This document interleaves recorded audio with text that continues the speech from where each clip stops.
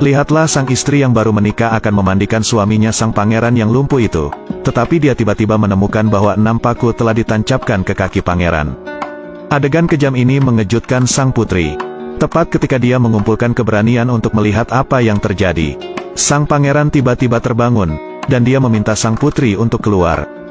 Namun yang tidak disangkanya adalah alih-alih marah, sang putri malah duduk di samping tempat tidur dan membantunya menyeka tubuhnya. Pangeran yang lumpuh itu langsung tersipu dan dia meronta dan mengutuk agar sang putri keluar. Namun sang putri sama sekali tidak mempedulikannya, ia hanya terus membersihkan tubuh sang pangeran yang lumpuh. Pangeran yang sudah tenang melihat perhatian istri barunya, dan dia langsung terharu. Namun apa yang dilakukan sang pangeran tidak disangka bahwa putri ini dibeli olehnya untuk dikuburkan bersamanya. Ternyata dia adalah seorang dokter wanita dari abad ke-20, namun dia menganggapnya sebagai pembunuh yang dikirim oleh ibunya. Sang putri melemparkan pakaian yang diganti oleh pangeran kepada para pelayan dan meminta mereka untuk mengambil dan mencucinya, dan bawakan beberapa baju dan selimut baru. Tetapi gadis pelayan itu menganggap pakaiannya terlalu kotor dan menjijikan.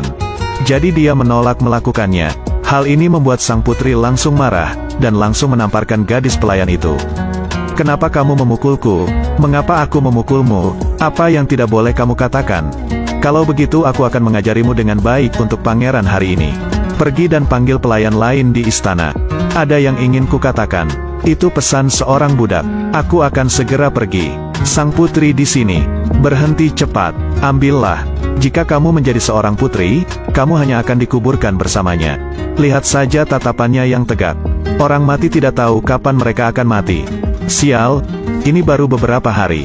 Setelah pembicaraan, sang putri menyelamatkan nyawanya. Pelayan wanita tahu itu salah. "Di mana kepala pelayan? Mulai sekarang, aku akan bertanggung jawab atas istana ini." "Putri, Anda mungkin tidak mengetahui sesuatu. Sejak pangeran menjadi lumpuh, istana telah mengurangi gaji kami, sehingga sulit untuk mengelola istana sebesar ini. Dan kemudian tidak akan ada yang bisa dilakukan. Bukankah tidak ada waktu untuk ini? Kamu bukan penanggung jawab keluarga kerajaan, kamu tidak tahu kalau beras, minyak dan garam itu mahal." Aku berkata, beraninya kalian para pelayan mengabaikan seperti ini. Ternyata dia telah memberinya pelajaran. Tidak, meskipun sang pangeran sedang sakit parah sekarang, dia harus meminta instruksi yang mulia. Itu lebih dari cukup untuk membantu seluruh keluarga. Aku telah menyalin buku rekening dalam beberapa hari terakhir. Dalam 3 hari, aku akan melihat buku rekening dan kalian para pelayan akan mendengarkan perintahku. Biaya makanan dan pakaian sang pangeran akan dilaporkan kepadaku secara rinci. Laporan di istana ini, aku hanya akan terbiasa dengan tuanku. Jika kalian berani melakukan pelanggaran, jangan salahkan aku. Cambuk ini tidak mencolok. Tuanku, saya telah membersihkan para pelayan ini, dan mereka tidak akan pernah berani mengganggu Anda lagi. Terima kasih, kamu tidak perlu mengkhawatirkan urusanku. Biarkan aku mati. Anda sudah lumpuh selama 3 tahun. Jika Anda belum mati, maka Anda harus hidup dengan baik untukku. Apakah kamu yang diutus oleh wanita itu untuk menyiksaku? Tanda tanya. Siapa itu? Dikirim oleh ibu. Itu juga memberiku harga diri sebelum aku mati. Aku mengucapkan terima kasih padanya. Ada sebuah kotak. Bukalah. Itu semua untukmu. Lagi pula aku tidak ada gunanya. Ambil semuanya. Menurutku liontin mutiara ini cukup bagus dan seharusnya bernilai banyak uang. Terserah. Sekarang kamu harus pergi. Kenapa kamu begitu baik padaku dan memberiku harapan, tapi membuatku putus asa? Lebih baik memberiku rasa sakit. Pergi saja dan jangan pernah kembali. Biarkan saja aku mati seperti ini. Gadis itu tidak menyangka liontin mutiara sang pangeran bisa digunakan seharga 200 tael perak. Sekarang aku membeli 1 set lengkap jarum perak dan bahan obat untuk pengobatannya. Gadis ini cantik sekali. Belilah gaun pemakaman. Gadis malang. Ayahmu masih bisa diselamatkan.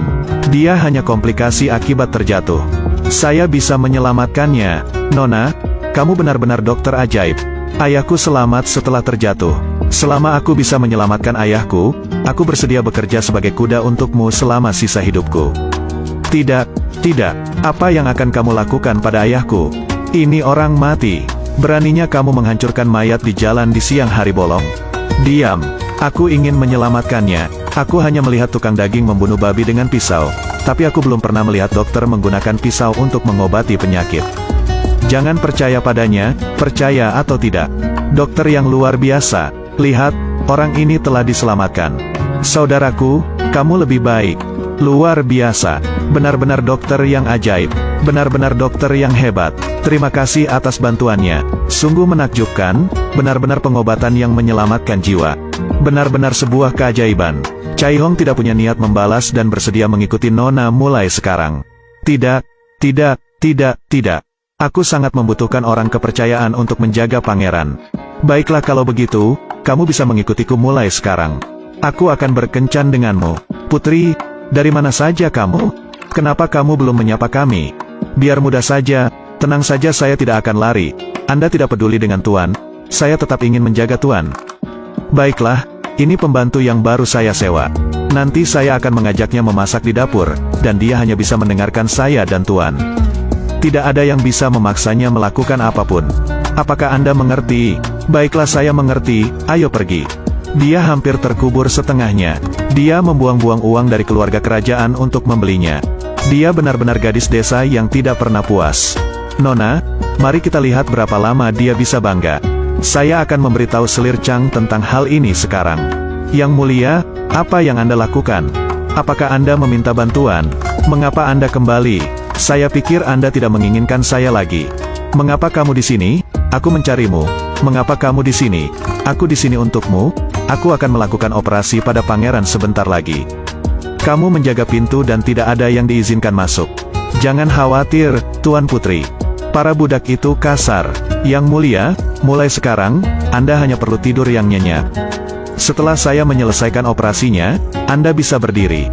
Jika saya benar-benar berdiri, saya pasti akan menikahi Anda, kursi dengan 8 postur, dan riasan merah 10 mil.